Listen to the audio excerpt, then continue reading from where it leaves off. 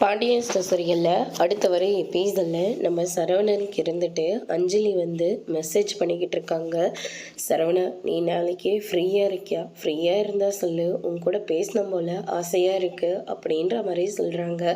அதுக்கு அடுத்ததாக பார்த்திங்கன்னா, அதுக்கு என்ன பேசிட்டா போச்சு அப்படின்னு சொல்லிட்டு நாளைக்கு பாண்டியன் கிட்ட போயிட்டு, அப்பா நான் டெலிவரி கொடுக்கணும்லப்பா, அதை கொடுத்துட்டு வந்துடுறேன் அப்படின்னு சொல்லிட்டு கடையிலேருந்து வெளியே கிளம்பி போகிறாங்க.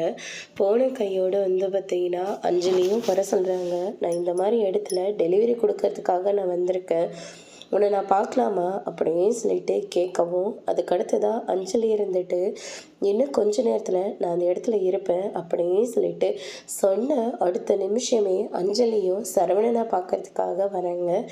அதுக்கடுத்ததாக கடைக்கு நம்ம பழனி வராரு. என்னடா இந்த பக்கம் கடையில் யார் இருக்காங்க அப்படின்னு சொல்லிட்டு கேட்கவும், சுகன்யாவும் குமரவேலும் இருக்காங்க, அதெல்லாம் ஒன்றும் பிரச்சனை இல்லை மச்சான் அப்படின்ற மாதிரி சொல்கிறாங்க. டேய், உனக்கு கேட்டால் தப்பாக நினைக்க மாட்டேல, கொஞ்சம் கடை வரைக்கும் இருக்கியா?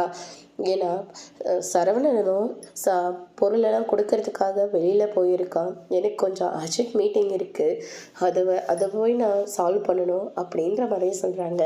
அதுக்கு என்ன மச்சான், நீங்கள் போயிட்டு வாங்க, நீங்கள் வர வரைக்கும் நான் கடையிலே இருக்கேன் அப்படின்ற மாதிரியே சொல்லிடுறாங்க. உனக்கு எந்த பிரச்சனையும் இல்லைல்ல? அதெல்லாம் எந்த பிரச்சனையும் இல்லை மச்சான் அப்படின்ற மாதிரி சொல்லிடுறாங்க.